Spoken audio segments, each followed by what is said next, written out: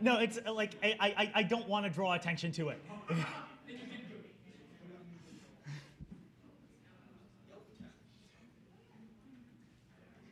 You know that thing in elementary school where like you've had an assignment due for like 2 months and like you're on the bus on the way to class and you're like scribbling in your notebook to like yeah, don't look at slide 3. No, deck 3. Deck 3.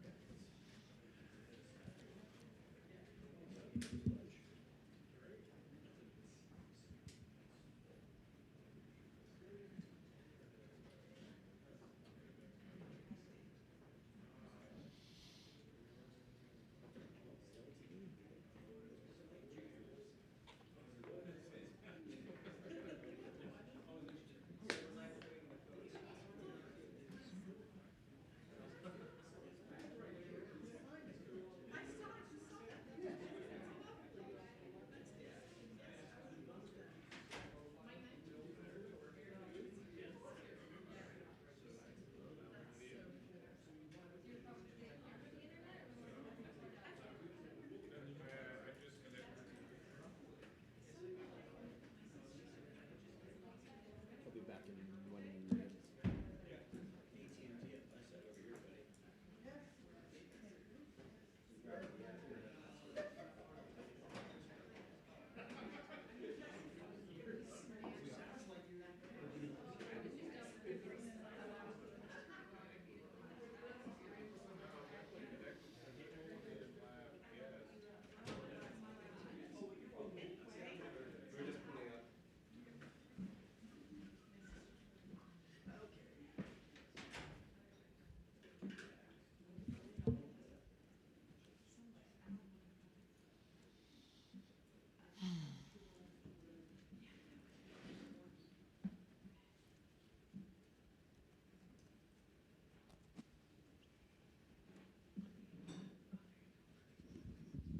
Okay, we just figured out that we should probably post the Wi-Fi password.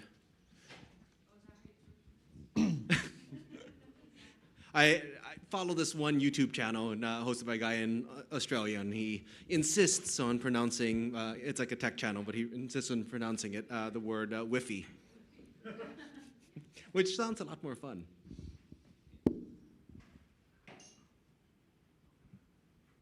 I personally hold that SQL should be pronounced not SQL, but squeal. But I can't seem to get traction on that. Because then you squeal at the database, and then it like squeals something back. Yeah. It's. We can all agree on how you pronounce the animated, GIF. It's GIF. It's not Giraffix interface interchange format. Yeah. Well, would it be GRIF then? Yeah.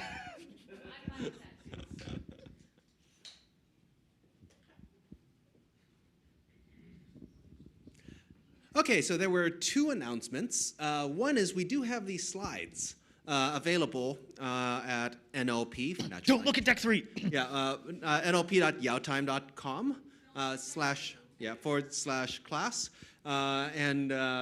Yeah, if you want, you can download deck 3 now and download it again tomorrow so you can see how much Why? Why do you do these things to me? Because, yeah. Yeah, because chances are that we'll get more page hits on deck 3 now instead of deck 1. If you're like on at like 2 a.m. tonight, you'll be seeing like slides popping in real time, I'm sure. Yeah. Let's see. So that was one announcement. The other announcement from Daniel was that we are recording. So right when the videos are edited and ready, everyone gets a copy. So for everybody outside of this class, I think it's going to be behind a paywall. But yeah, for everybody here, it's included with the tuition. Woohoo! Yeah. Okay, so wait, do we get it? Oh, yeah. Okay, so just to recap, in the morning, we kind of went through an overview of, on the technology side, of like how the internet came to be and how we created this problem of having too many web pages to like index and try to search, and then try to determine who should rank. And on the flip side, on the other side of the base of this class, is what exactly is natural language for which we are processing. And that, in turn, is coming down to what is language itself.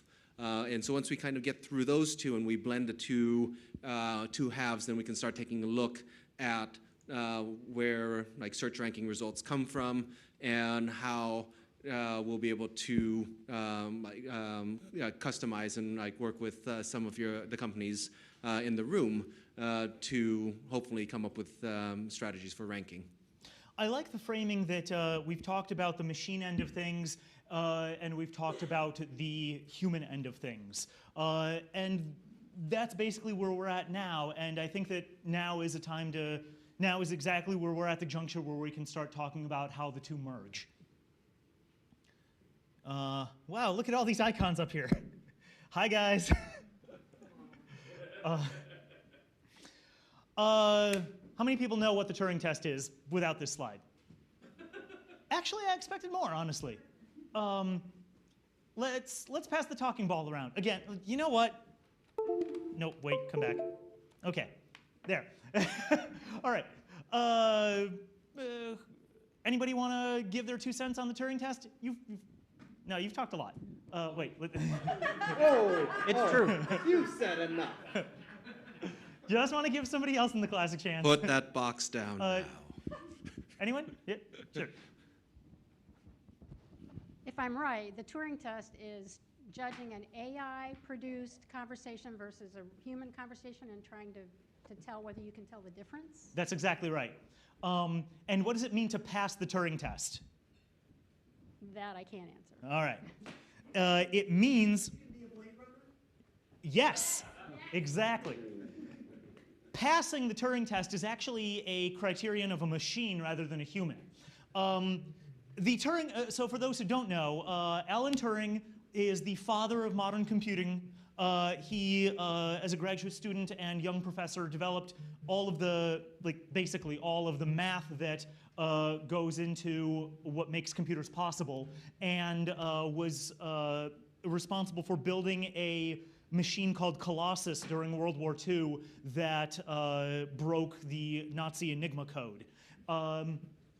He spent his entire post-World War II career working on artificial intelligence concepts. And I could wax poetic about this guy for probably the remainder of our 2 days here, but suffice to say that the concept of the Turing test is a very crude, it's not intended to be mathematically rigorous, it's not intended to be formal, but it's a conceptual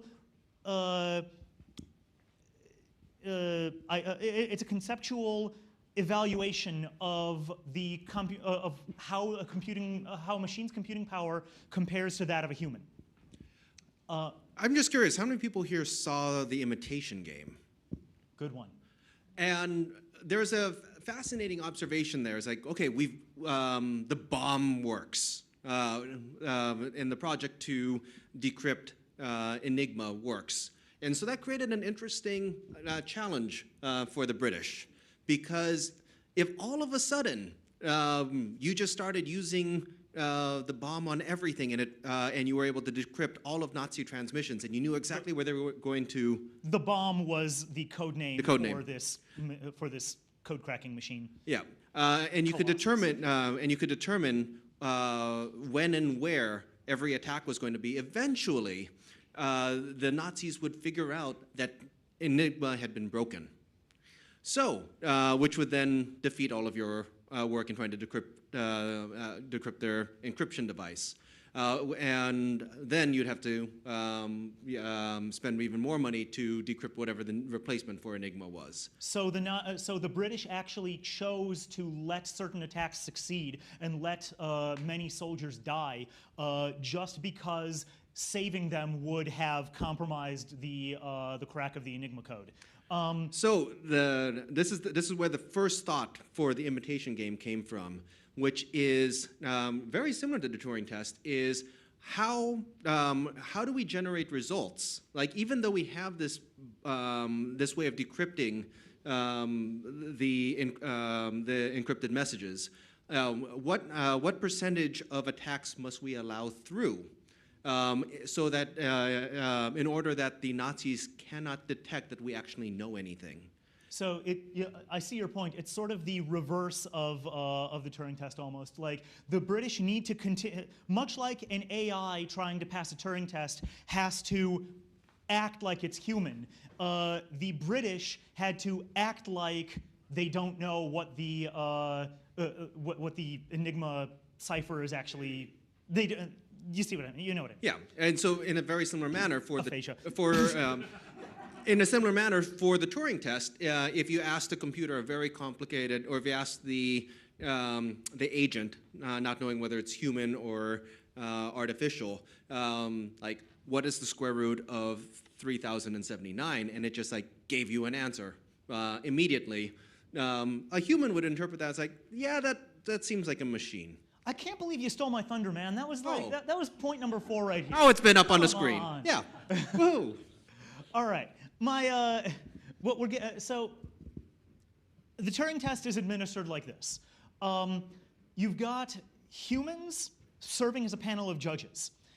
Those judges interact with candidates, usually multiple at a time. This is, again, Alan Turing's original formulation. And they're interacting with them in a way that is able to obscure the biological versus mechanical nature of them, such as through what we would now call a chat program, what Alan Turing knew of as a teletype. And I'll get into teletypes. The idea is that the human judges they're tasked with trying to figure out which of the candidates are human and which are machines. And they not only will ask like factual questions, that's easy. A machine could solve that. What they're in Alan Turing's day, it was thought of like, okay, well, maybe you challenge them to like a game of chess or something like that. And we're now realizing that like rote, mechanical, mathematical thinking like that used to be the hallmark of what we call intelligence is actually like the lowest lowest limb on that tree. So the human judges will make jokes, they'll banter, they'll make puns, they'll reminisce about childhood stuff. They'll be like, oh man, like, you remember old Star Trek? Like, you remember, eat some member berries, like, have a good time. Like, they'll make references to art and poetry. They'll talk about, like, whether certain pieces of poetry are moving, or they might throw in a couple of really lame pieces in there just so that they, just to see if the human will say, no, what are you talking about? You're an idiot. So, and as Cedric said, they'll give math problems that humans would take a long time to solve, just to see if the AI answers too quickly and gives up the game. If they can't tell which is the AI and which is the human, again, speaking as formally as possible, if they make guesses across all candidates, human, machine, and their guesses are statistically indistinguishable from noise, then the machines are said to have passed the Turing test. They are conceptually indistinguishable from humans, which has all sorts of implications involving, do we regard them as people? Are they part of society? They can interact. And that, just watch 20, 30 years from now, if they are capable of interacting with people as people, do they have rights? And that gets into all sorts of fun territory. Has the Turing test ever been passed? Yes, it has. It absolutely has. With a major, major catch. There's this old saying, a man and a mannequin look indistinguishable when viewed through a frosted window. Designers and presenters of AIs have for a very, very long time realized that you can carefully manage how the interaction session is presented to the human judge. And you can work with, you can basically frost the window and therefore make the human judge legitimately incapable of telling whether they're talking with a machine or a person. You can do this by limiting the range of discussion topics, by manipulating the judge's expectations about what kind of alleged human I'm interacting with, what condition is this alleged human in, and what expectations does this alleged human have of me, my state, and this interaction session, because it goes both ways. As a really clear example,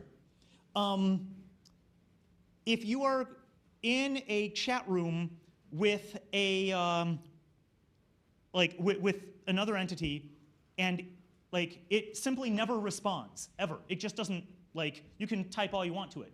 Is it a machine that, isn't coded to say anything? Is it a human that's ignoring you? Or is it a human that's in a coma? You legitimately can't tell. Or is it a human that's not getting your messages?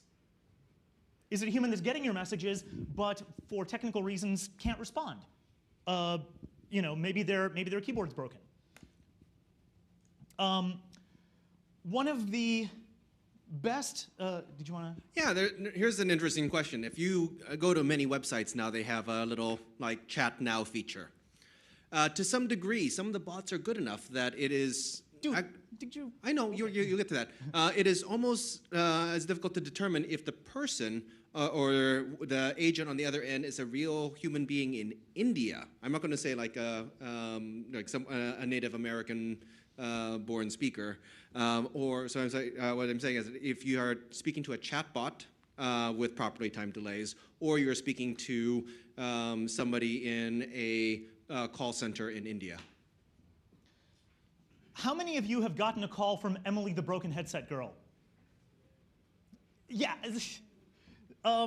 This is, she's got to win a prize or something. Listen to this, hold on. Seriously, your network's gonna peter out on me now? Nope. Okay, there it goes. Yeah. Hello? Oh, hi there. Oh, I am so sorry about that. I was having a little problem with my headset. Anyway, my name is Emily, and I'm calling because you stayed at one of our resorts in the past. Hello? I'm so sorry to have to do that to you. I've probably heard this chick 500 times. And this is a great way to trick someone into being unable to tell whether you're talking to a human or a recording. A human who's having problems with her headset would, in fact, have a little bit of rustling at the beginning, and if you reply with anything other than what the bot is expecting, she can say, "I'm so sorry. I really need a new headset. Can you please?" So I've thought about starting a Kickstarter to buy Emily a headset. Her, this poor girl. But the point is that the machine passes because it has plausible deniability based on the way that the interaction is framed to the human. Come on. There you go. Yeah, right. By a show of hands, who's been on a dating site and been attacked by a spam bot? No. So. How do you know it's a spam bot? Oh, you know. Oh, you know. But basically, spam bots will, Tinder is replete with these kinds of things, or so I've heard, where basically, I know it's too small for y'all to read in the back. You know what? I'm not going to read these out loud to you. Just suffice to say that it's bots that start a very flirtatious conversation and very quickly maneuver to hey, I would love to continue this, but I've got a couple, I'm worried about privacy. I've got a bunch of pics and more at this other dating website that happens to be a pay site. Go chat with me on there. Then posts a link. So I would like to think that most people don't fall for this, but but there is a major incentive on the part of bot writers to make these interactions as believable as possible. And they can get remarkably sophisticated. What they're doing is leveraging, they're leveraging a couple of different factors. One is, shall we say, the compromised cognitive state of the users. Anybody that's on this site wants to interact with another human being. And this encourages them to offer benefit of the doubt where no benefit of the doubt belongs. It's also leveraging their personal insecurity. The people getting spam, if a person asks a bot something and the bot like either doesn't respond or responds with something completely irrelevant or weird or whatever, the person can easily think like, maybe she's responding oddly because I'm being weird. Maybe I'm being pushy. Maybe communication's a two-way street. Maybe I'm the one that's wrong here. They're relying on what the user perceives as an unreliable medium. Maybe the chat app isn't delivering messages in real time. The uncertain state of the alleged human. Maybe the other person is chatting while in the middle of doing other things. Maybe this person is chatting 5 other people right now. Maybe they're chatting while drunk. They're also, as Cedric mentioned, there could be a language barrier. Or maybe I'm trying to be cool, be hip. I'm coming but maybe I'm overshooting the mark and using some kind of slang or jargon that only I've ever heard of, and the other person doesn't know what I'm talking about. All of these are things that that are leveraged in order to create a more and more convincing illusion, just to get the poor sap's credit card number.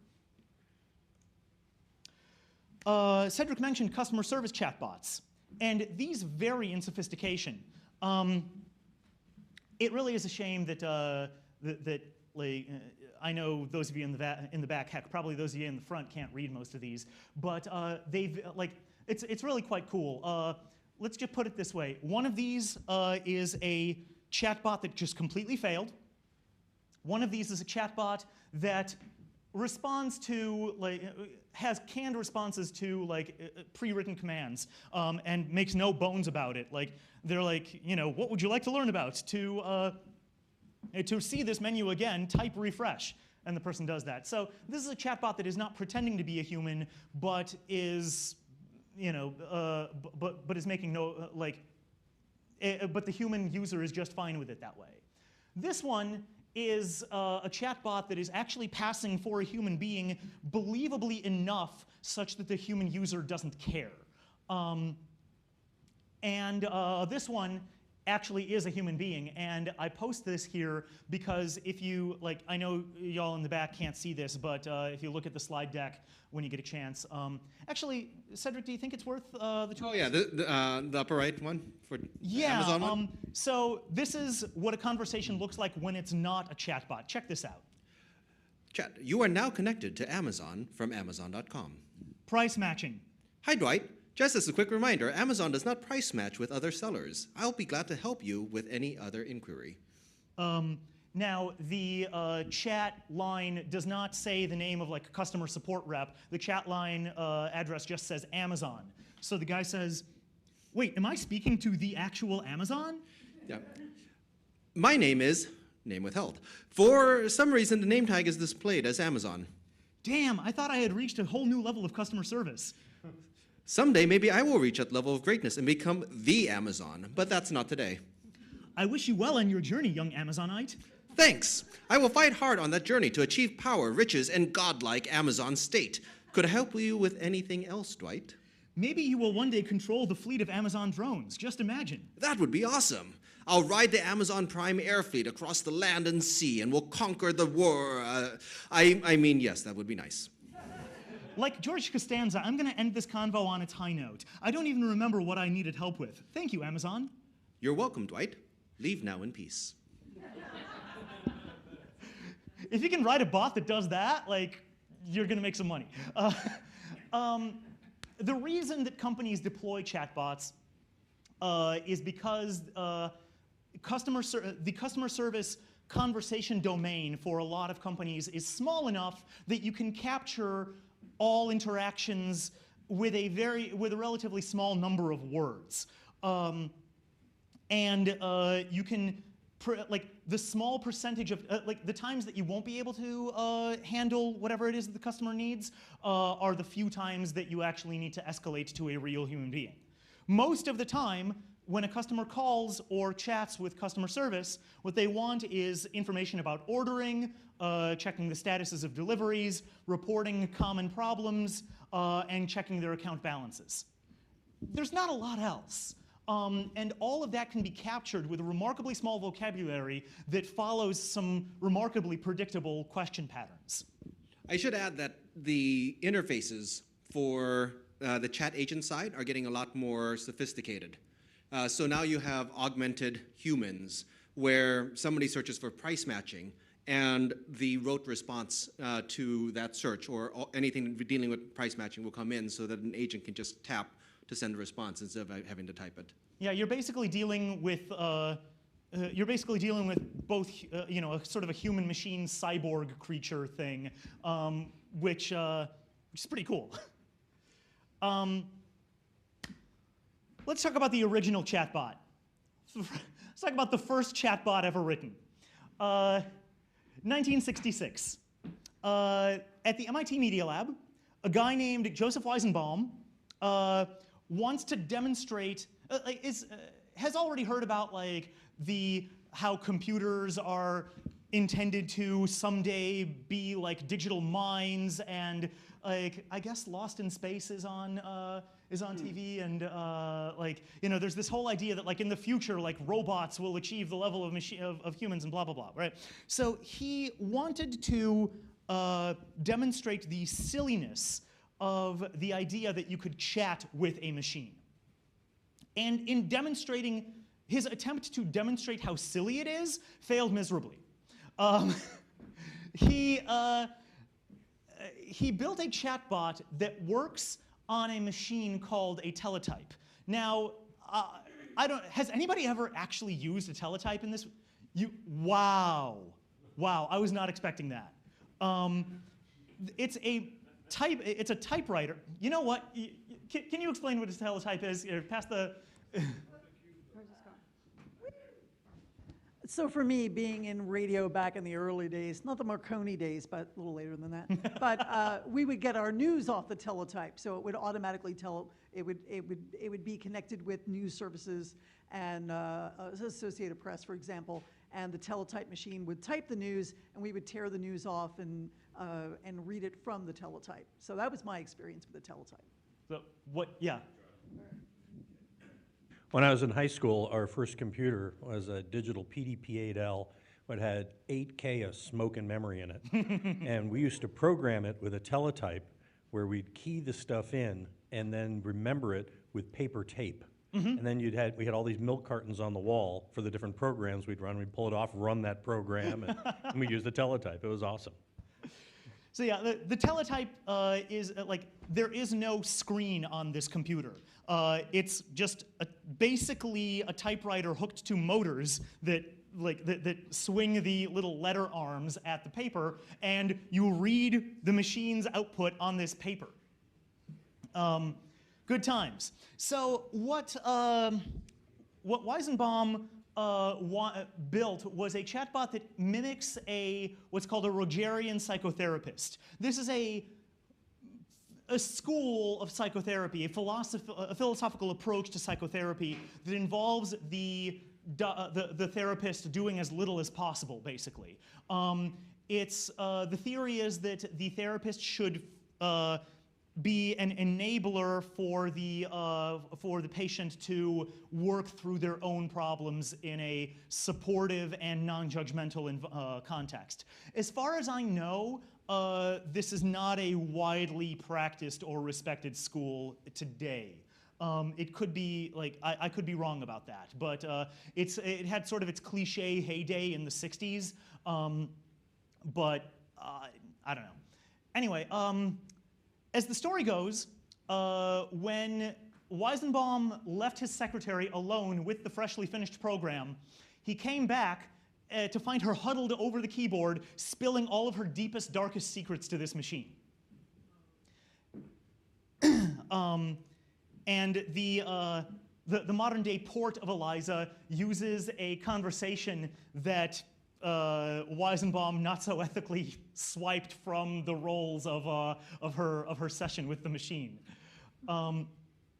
The way that the software works is incredibly simple.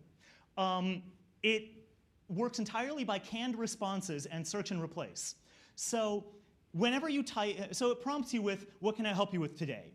Then anything you type, it goes through your sentence and it swaps first and second pronouns. Basically, this is a search and replace operation. It takes I, makes it you.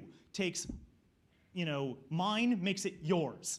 And then it repeats the sentence with a little bit of a prompt. So for example, if you tell it, I ate a taco, it replies with, tell me more about how you ate a taco. It occasionally will, it keeps a memory of your statements and occasionally makes a callback to a previous one. So later in the conversation, it says, I see. Do you think that that might have something to do with the fact that you ate a taco? And the idea is, wow, that's such an insightful connection. I never thought of that before. There are some stock phrases that are specialized for search and replace inversions. So for example, if you start a sentence with, I think blah, blah, blah, it'll reply with, but you're not sure blah, blah, blah. If you type, I need blah, it'll reply, suppose you got blah. If you mention any pre-coded family member, like if you use the word mother, father, brother, it'll say, who else is in your family? And if you use words like alike or same, it'll query, what similarities do you see? Or what is the connection in your eyes? If the user tries to ask details about ELIZA, it'll reply with a canned response along the lines of, we're here to talk about you, not me. And when all else fails, when it's got nothing else to say, it pumps out stock phrases like, I see, very interesting, tell me more. Let's... Oh, we got questions. Yes. So is that like the... Whoa, hey. So is it like the modern day Smarter Child from like the 90s? Is it the same system? I don't know Smarter Child. I do know a like a an program AOL called... thing. What was that? It was like an AOL thing. They had like that chat bot. Probably. So in the early 90s, there was a sound card called Sound Blaster, and when it was released, there was a little toy program on it called Dr. Spatzo, SBAI, whatever. And it was ELIZA. Like there was nothing special about it. It was it wasn't like ELIZA augmented. It was just the ELIZA program, but fed through a speech generator so that it felt like you're actually talking to this doctor. They had a graphic, if I recall correctly, of a parrot with like a monocle or something, and like as you were talking to, as Dr. Spatzo talked back to you, like the parrot was Dr. Spatzo, and like its beak would move in conjunction with the. You had a question back there too? Yeah, it just seems like, I mean, this is the basis for everything we're seeing in chatbots today. It doesn't seem like it's evolved that much, which is weird considering how much time has passed. Let me get to that. Okay. Because you're absolutely right. You are 100% right. And I'll talk about why you're right in about 3 or 4 slides. But first, we have something very important to do. Where is... There it is. You bet we're playing with this thing. Yeah, working on it. All right. Who wants to say something to ELIZA here? I don't understand this class. Why don't you understand this class? I don't know. I don't know. Do you wish to be able to know? You seem to be quite positive. Is it because you are? Is it because you are that you are coming? Oh, is it because you are that you came to me? Maybe. All right, someone else, come on. We should just pass the cube around. Yeah, let's do a line from everyone in the class. Eliza, do you understand this class? Do you understand this class? We were discussing you, not me. Yes, exactly the answer I wanted. Actually, no, I'm gonna pass it to you. Pass that way. You don't have to play if you don't want. It's fine. I can't think. I'm psychic. All right. Wait, you said I can't think? I can't think of anything to say to you. You're not really talking about me, are you? Yikes.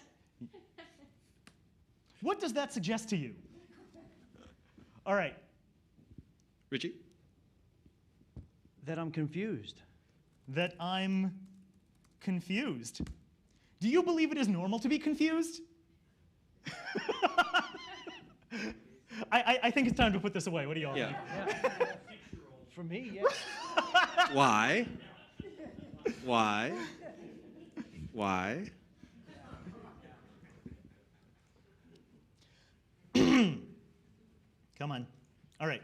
So ELIZA manages to be convincing because it forces the user into very well-bounded expectations about what kind of alleged human you're interacting with, and I do mean alleged human, what state the alleged human is in, and what the alleged human's expectations of your state is. And here's what I'm really getting down to, is that an actual Rogerian psychotherapist, their job is to not really be part of the conversation. Their job is to enable you to have a conversation with yourself. So whether you're talking to ELIZA or to an actual Rogerian conversation, the whole job is that there is no other mind that you're communicating with. The mind is supposed to be a mirror. You're supposed to be having a conversation with another being that is yourself. This harkens back to what I was talking about earlier in terms of stage magic, and that a lot of stage magic has to do with illusion and the creation of a context that enables the user to believe. This is how you craft exactly the right scenario. Now, before I leave the subject of ELIZA, I want to give honorable mention to PARRY. There's an engineer named Vint Cerf that invented TCP/IP, which we talked about in the history of the internet. And in 1972, for some conference, as a joke, he wrote an AI called PARRY, which mimics a narcissistic paranoid schizophrenic. PARRY's rules are very simple. He ignores all user input. He resents being asked questions, which just means that if the user input ends in a question mark, he'll issue a stock response along the lines of, "What business is it of yours?" Or, "Yeah, you would like to know that, wouldn't you?" He babbles canned non sequiturs, and when all else fails, he goes on long rants about how the Soviets are watching. So the thing is, he is, in fact, relatively indistinguishable from an actual narcissistic paranoid schizophrenic. He was built explicitly as a foil or love interest for ELIZA. And they met at a conference in '73. And so are you reading ELIZA and I'll read PARRY, or other way around? I will read ELIZA, you read PARRY. Okay. Good evening, tell me your problems. Please terminate input with a period or a question mark. People get on my nerves sometimes. I'm not sure I understand you fully. You should pay more attention. Suppose you should pay more attention. You're entitled to your own opinion. What makes you think I am entitled to my own opinion? It bothers me just to be around people in general. Please go on. I went to the track at Bay Meadows a while back. What does that suggest to you? I went to the races. Would you like to discuss your nerves? I guess so. What does that suggest to you? What are you getting at? What answer would please you most? It's not a matter of like or dislike. Yeah, poor Perry has a typo in him. What else would you like to discuss? I'm getting tired of answering the same questions over and over. What resemblance do you see? Why do you need to know that? What do you think? I don't understand your motives. Why don't you understand my motives? End scene. So, how far can you noticed that this is the basis for chatbots today, and the technology has basically not changed, which is, yeah. What can I say? Like, the wheel hasn't changed since Babylon either. Like, you get a good design, it works. It turns out you can get pretty far with 1960s chatbot technology. It's all based on stock trigger words such as mother or replacing the pre-programmed search and replace such as I to you. And a host of canned responses that are crafted in order to provide misdirection and the linguistic equivalent of sleight of hand. This works for a number of reasons.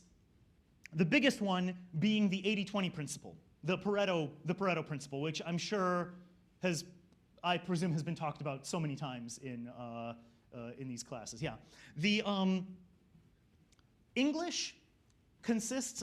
80% of it, of written English, consists of about 2,000 words. It's not a lot. If you reach 3,000 words, you already have 95% of all written material.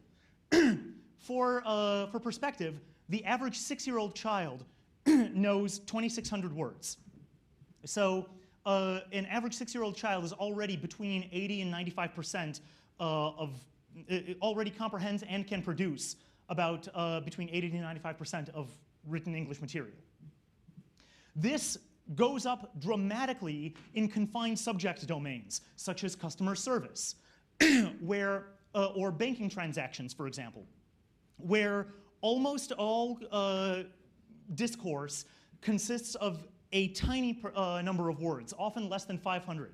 The few times that discourse consists of something more than that, then you can escalate, or then then the chatbot's ruse is called. But that only happens a few % of the time. This, incidentally, is why call center outsourcing works.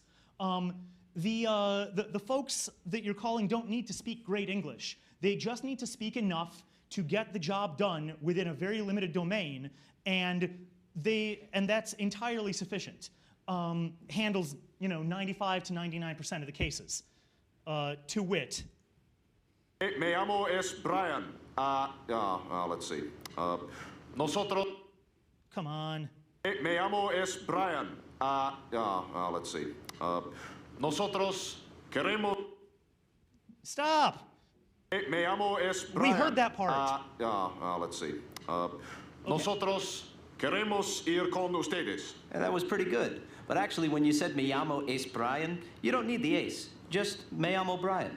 Oh, you speak English? No, just that first speech and this one explaining it. You're kidding, right? ¿Qué?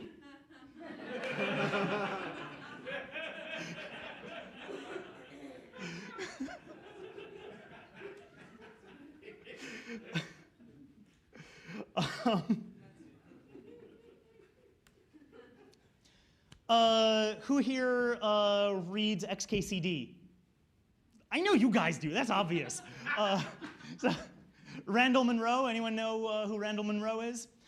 There's a very simply drawn and excruciatingly technically literate comic called XKCD was an absolute delight for a few years, and I absolutely adored it for a while and have not kept up with it in a while. But its author, Randall Munroe, produced a book called Thing Explainer, where he goes into details about rocket science, nuclear physics, astronomy, geology, using only, what?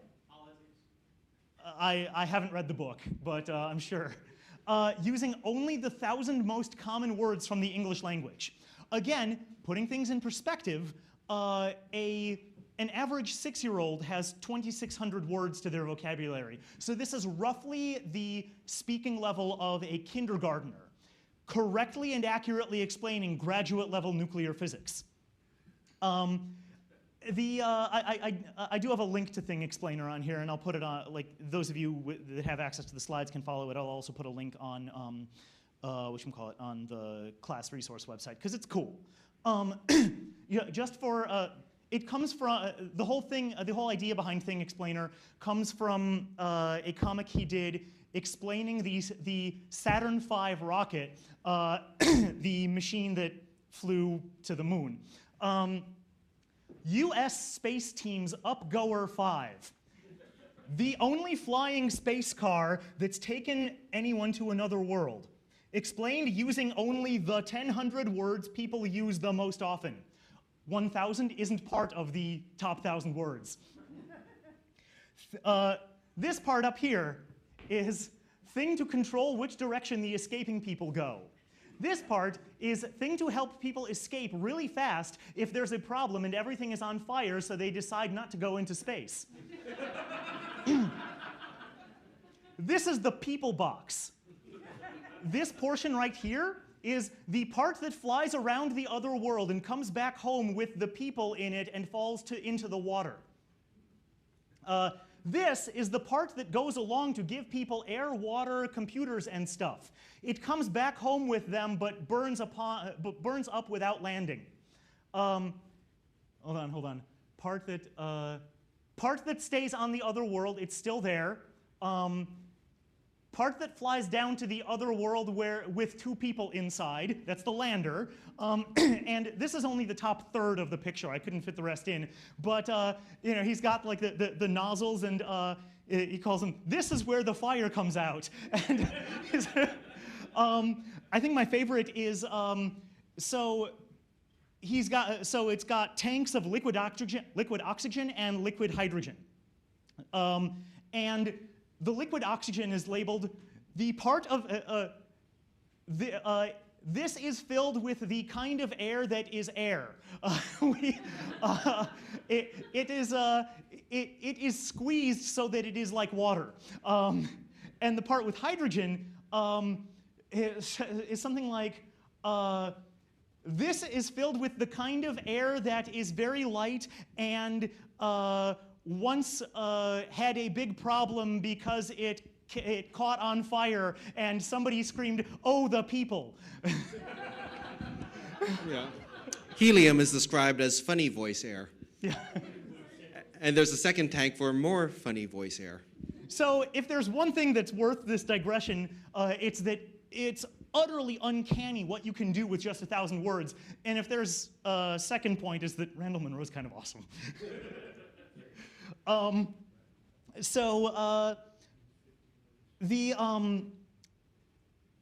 Is that, what happened to my slide? Okay, I guess that's how it goes. Anyway, so it doesn't take a lot of words to convey meaning, because meaning is found, as I mentioned before, in the relationship between the speaker and the receiver, and the ability for both to model the cognitive states of one another. Words, so it's not the matter of how many words you're dealing with, it's as much a matter of what order they come in. And a lot of the meaning we get has nothing to do with fancy vocabulary, but merely being able to predict which word comes after which other one. To convey what I mean, I've got 2 passages here, or 2 sets of 3 sentences. They're both made of the top 3,000 English words without any conjugation. I mean, Randall Munroe in Thing Explainer at least conjugated things. I'm not even doing that here. I'm literally just cutting and pasting the word from the 3,000 word list. And in one case, I wrote a program to pull them randomly, and in the other case, I curated the specific words and arranged them in a specific order. So the random ones, Cedric, you want to do this? Live, handful, fade, qualify, rule, advise, indication. Or, tried to read more like a sentence, circle, sequence, blanket, before chemical beneath dad. Let me contrast that with one of the handcrafted ones. We do not accept the other explanation. My very green army will fight with great energy. If my mother can reach her goal today, then she will be happy. These are things that have meaning, and it's not because the vocabulary is particularly great. It's because I, as the writer, imbue them with meaning, and you, as the audience, receive it. The point is that in actual English, not every word can follow every other word.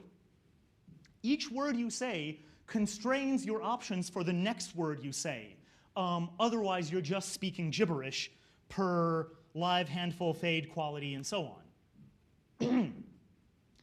In math, we've got this term, the Markov process. A Markov process it's a fancy name for a really simple concept. It's any phenomenon whose next state is determined by a set of options available from its current state. In other words, it's anything where wherever you are, here is where next you go. Like, that's all it is. We can use Markov models to represent linguistic sequences. Because when producing language, your options for the next word you say, I swear I can do this. When producing language, your options for the next word you can say are determined by the word or words you have already said. On this diagram, can anybody not see this diagram that I drew up here? No? Good. If you start at the start and follow the green lines, you will come up with grammatically correct beginnings, at least, of sentences. And you notice that this is recursive, because you can say I will, you can say I am the something. You can say I will go something. I guess these should have been green, but whatever. Continue more of that here, right?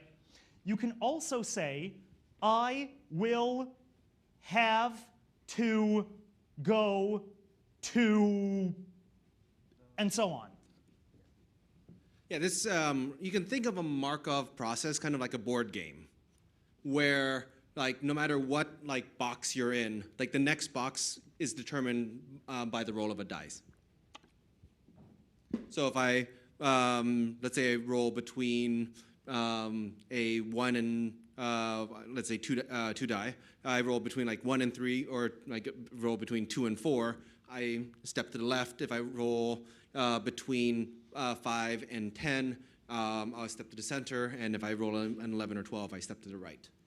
There are, of course, places you can't go, such as I sharp. That's not English.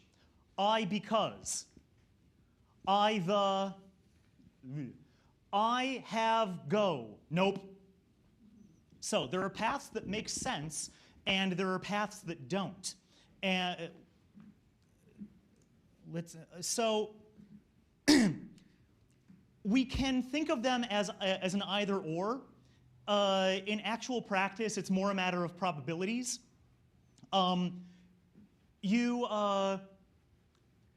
Somebody mentioned when I said, I will go to, and then somebody filled it in with the, which is over 70% likely to be the next word. But I can also just as easily say, I will go to sleep. So, in fact, it's not even impossible flat out to say I because. I just did it. I because. See? Boom. The point is, you can do it. You can even convey meaning with it based on the context of your listener. If you are Allen Ginsberg. Wow, really? Crickets for Allen Ginsberg. Good. How about Ruth Bader? That beatnik poet had love to defy the standards of grammatical structure and stick it to the man by being incoherent. Great stuff. The point is that even among the paths that are followable, they're not always created equal. I am maybe more or less common in everyday English usage than I will. Just, could be, I don't know.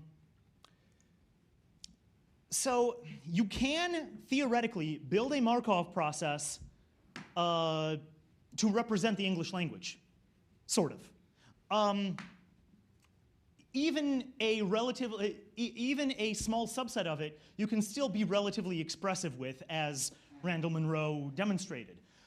This is the list of the top 1,000 most common English words. You could try to sit down and work out a Markov diagram of acceptable English language word sequences by hand. But that would be insane.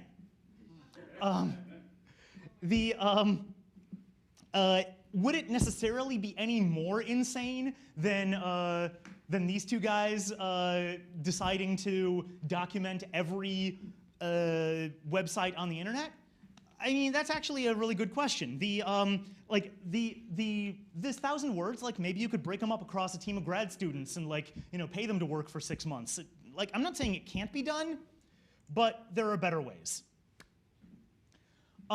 You can make a computer read through a giant collection of English language text. We call this a corpus, a training corpus. When it's reading through this English language text, we can tell it to break up the words that it encounters. And this is actually less, it's not hard, but it's not completely trivial. The task of handling things like, sure, you can separate on spaces, but handling punctuation marks or dashes, it's not entirely, there's some art to it. But the point is that when you're done with it, you've got what we call a bag of words. A sequence of words. Bag of words comes up later. Once you have that sequence of words, you can build a table of likelihoods for every word to follow every other word. We call this a frequentist probability model because you're assuming that the frequency represents the probability. If you want to get into really deep, esoteric, and kind of meaningless mathematical philosophy debates, we can talk about whether frequency and probability are synonymous or not. But suffice to say that for our purposes, all we have to do is take the number of times a prior word appears in the corpus and divide that by the number of times that prior word is followed by some subsequent word. And that's the probability that that subsequent word will follow that prior word. It's that easy. Here's a little bitty training corpus. It's an essay that a second grader wrote about what they did this weekend. And I'm totally going to make Cedric do this one. This weekend was awesome. I went to the ring ceremony at the baseball field. They played the Blue and Orange World Series, and I won a raffle to throw out the first pitch. I wore my baseball uniform because we played catch with the players. I got to keep the ball that I threw at the mound. My brother won too. He got to announce the players for the first half inning. I used the ball to get Brian O'Connor's signature. He is the head coach of Virginia. We got free soda and a hot dog. I had a lot of fun. That is I believe, I forget how long the document is total, but it consists of 66 unique words. Of those 66 unique words, distributed in various combinations across 12 sentences, the single most common word that starts a sentence is I. He uses it in 5 of his 12 sentences for a sentence start frequency of 42%.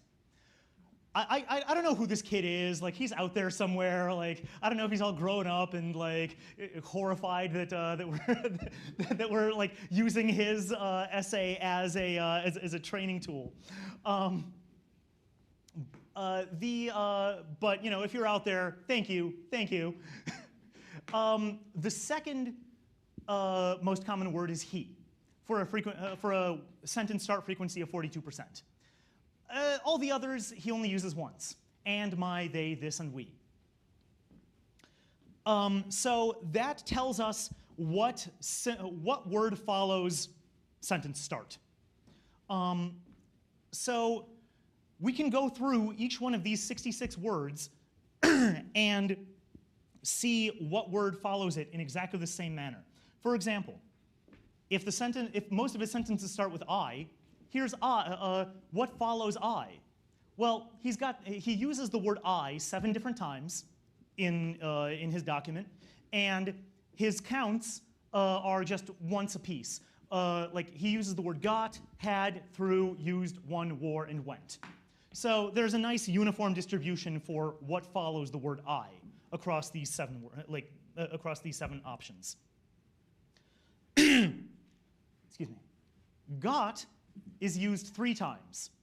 I was literally just going down the list of what he follows the word I with. So he uses the word got 3 times. 2 of them are followed with the word to, and 1 of them is followed by the word free. Now, here's something interesting. He does use the verb get, or more linguistically properly, to get. This does not, this is not exactly the same sequence of letters as got. Therefore, a dirt simple Markov model would not recognize that that's actually the same word. We know it is because we know what the verb means, thanks to our Wernicke's area. And we know that got and to get are part of the same word family. In the absence of that, you don't get to list it as the same thing. Here's to, for example. Likewise, what follows to is an even distribution.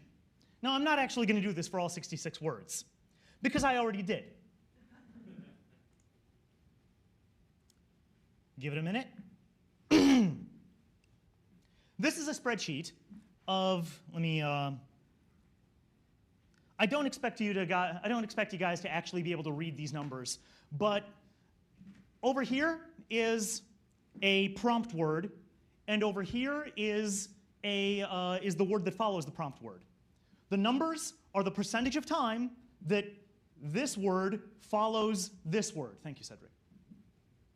And what we've got here is just a 66 rows by 66 columns, a matrix showing where. Oh wow, that's the whole thing. Yeah, so there's a couple of things that we can note just qualitatively just by looking at this spreadsheet right there. Cedric did this really cool thing where all the numbers here are between 0 and 100 to represent the percentage of time that one word follows the other. And the darker greener the cell is, the more the closer to 100% that follow occurs. So just off the bat, observationally speaking, what are some observations you make about this table? It's very scattered. What's the vast bulk of this table? It's white. It's zeros. It's zeros almost all the way across the board. I'd like to point out another detail here, which is that there's a surprising number of 100s. In other words, there is a 100% chance that some words will follow another. For example, there is a 100% chance that the word announce will be followed by the word the. For another one, there's a 100% chance that half will be followed by inning. Can anybody guess why that's the case? Because it only appeared once. It's a tiny little sample size, exactly. We have, like, our training corpus is 1 second grader's 100-word essay. If this was an actual training corpus consisting of millions of words, it wouldn't quite look exactly like this. There wouldn't be quite as many hundreds, but there would still be vast swaths of zeros. The reason being that in English, more words can't follow one another than can. So what we can do with this is, let's see if I already introduced that on the next slide. Let me check something. Come on, you can do it. Nope, get back there. Why are you there? Yeah, okay, so, right, so here we were. What we can do with this is use this matrix right here for autocomplete. We know what that kid is going to say given what he has said. So y'all were playing with banality? Oh, sorry, not banality. We're not calling it that. We're calling it lyrical delight. Y'all were playing with lyrical delight? Let's play with lyrical delight right now with this kid's essay as a seed corpus, and let's do it by hand. Here's how we're going to do this. Who here has played Dungeons and Dragons? No. All right.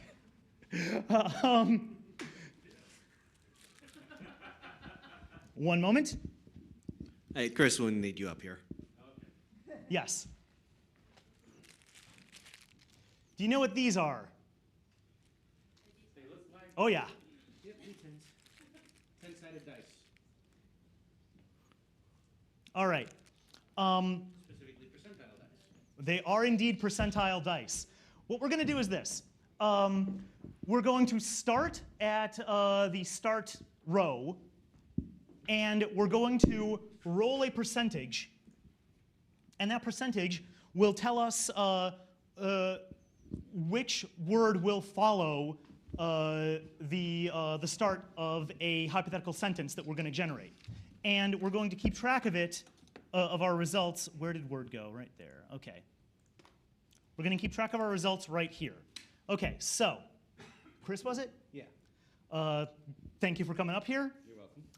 Give it a roll. 35. Into the mic. 35. All right. So we go along the start row until we add up to 35. We're at 7 and 15. That brings us to 22. There we go. That lands us within 35. So the first word is I. Now, let's go to the I row and roll again. 9. So scanning along the I row until we get to until we add up to 9, we land within 14. Got.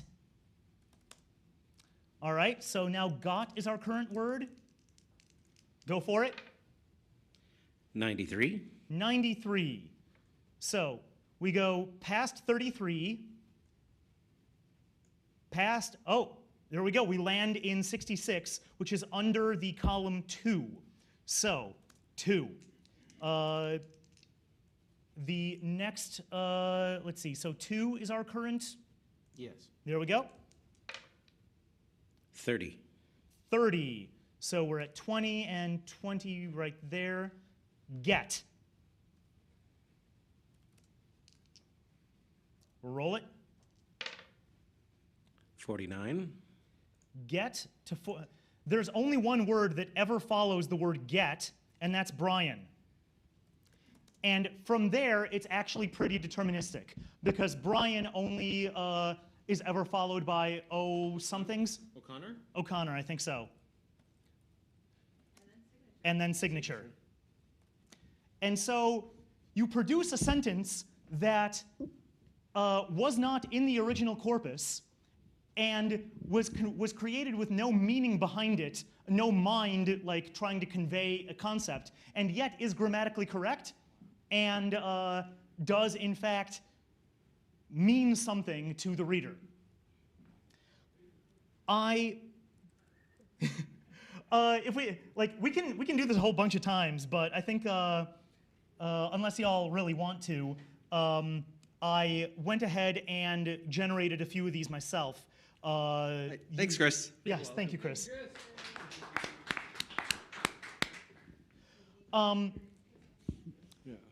Cedric here, Cedric's going to read a couple of random selections of words from this little second grader's essay, picked completely randomly without any kind of attention to Markov structure. Okay. I used the base. No, this one. The top one Yes. from the essay. Awesome. The random. Awesome ring for catch this, the war half. Through raffle free field weekend had. Pitch war world players throw lot. And now he's going to read words that are picked at random with the random process constrained by the Markov model as we just did on the spreadsheet. I used the baseball uniform because we played the mound. We got to throw out the players. My baseball uniform because we got to announce the players. We got free soda and I won too. I had a raffle to keep the players. How cool is that? Is this how they did the Lost Grimm fairy tale? Do you know if this is how they did the new Lost Grimm fairy tale? I know they loaded all the fairy tales into something, and they created a new Grimm fairy tale out of it. But I just wondered if you knew if this was the process. That's interesting. So I'm not familiar with that particular project, so I can't speak to it specifically. I do know that when they do this kind of thing for purposes like that, they do a form of Markov model that I'm not going to get into here called a hidden Markov model, where what you're modeling is not the word that's actually emitted onto the page, but the sort of more of a word form or reader or like author state that's sort of disguised that you can't directly see. And the training for hidden Markov models is requires unbelievable amounts of text. But obviously with somebody like the Brothers Grimm, they've produced an unbelievable amount of text, so you can probably train one that way. The math is much, much hairier than what I've shown here, but the principles are the same. Okay, I'm looking at the answer right now. Okay. Let's see. To write the fantastical tale, they teamed up with with Botnik, a group of writers, artists, and programmers that uses AI to create new forms of writing. To begin, Botnik worked with their own predictive text program called VoiceBox. It works in a similar way to the predictive text on your phone, which is exactly what we did here. After they did that, then they had human writers take the collection of phrases suggested by the predictive text and assembled them into the rough shape of a story. And from there, they had the humans fill in some of the blanks. I do know that that this technology, basically in its unmodified form, not this, but the one that this guy, in its unmodified form, is often used for toy apps on Facebook, sound like so and so. It's a thing where you can. It's a bot that will scan through all of your Facebook posts and then post something that sounds like it was by you, and to some people find the output unnervingly spot on.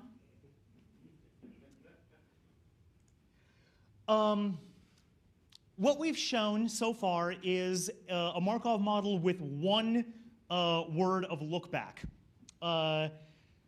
Specifically, this is a model that works on bigrams.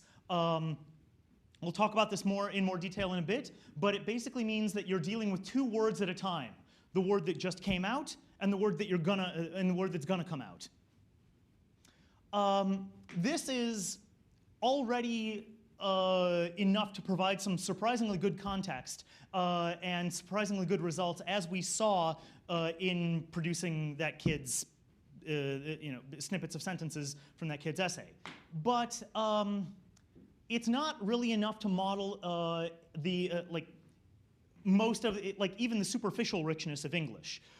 For example, you can ask, what's the if given the starter to the something, what's the probability that the follows to?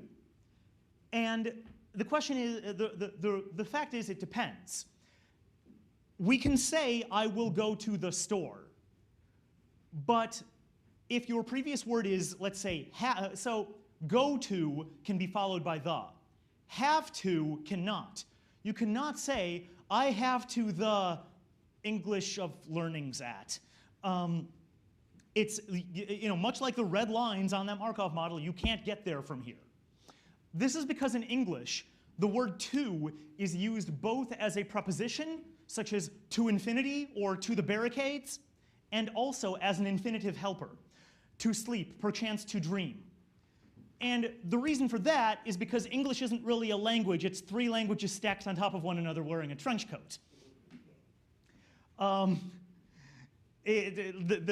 those who know linguistic history know exactly what I'm talking about. But between the French and the Latin and the Angles and the Jutes and the Danes and whatever, there's a lot of, I think Terry Pratchett said it best when he said, English doesn't borrow from other languages. It stalks them in the dead of night down darkened alleys and shanks them to go through their pockets looking for loose grammar.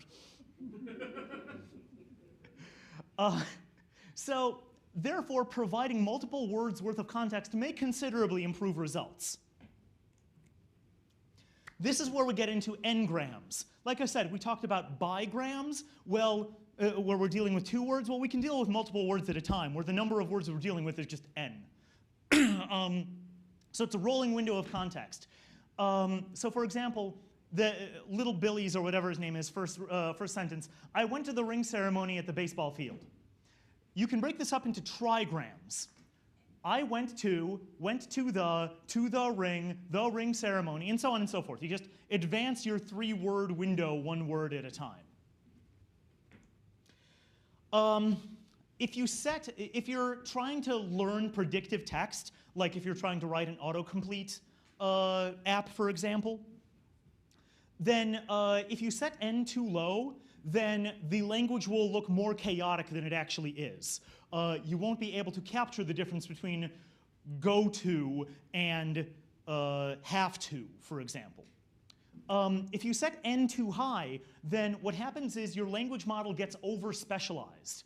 If you're using it for recognition, then it can only recognize things that were exactly placed in the training corpus specifically. So if it's given, it's unable to generate, if used in generation, likewise, it's unable to generate any sentences that weren't already part of the training corpus, which is basically too rigid to be used.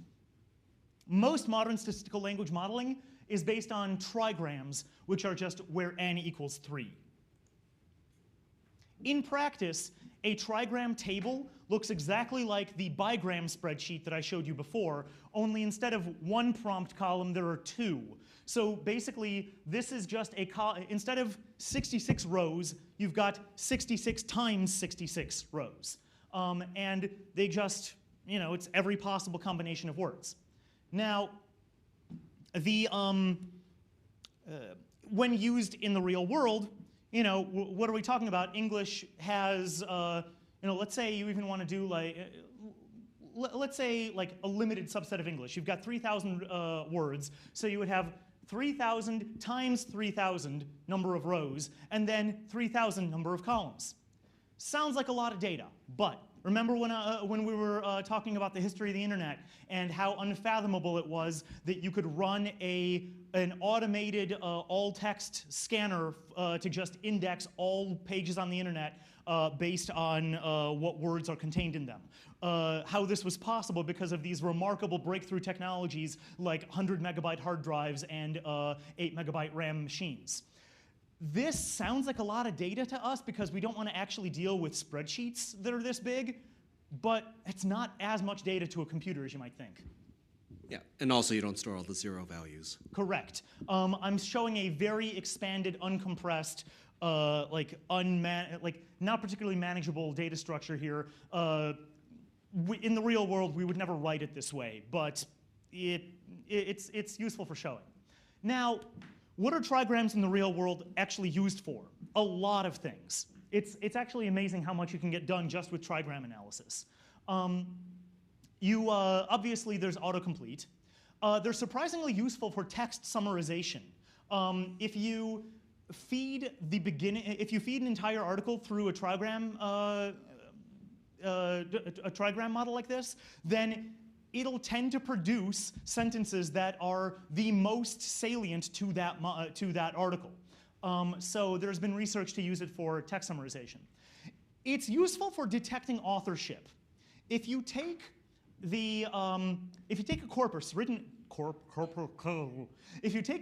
written by an author, such as William Shakespeare, for example, and feed it through a trigram trainer, and compute how often the trigram trainer, which is basically just a glorified autocomplete, keep in mind, basically like you can calculate how often does Bill Shakespeare get to press autocomplete? How often is autocomplete right?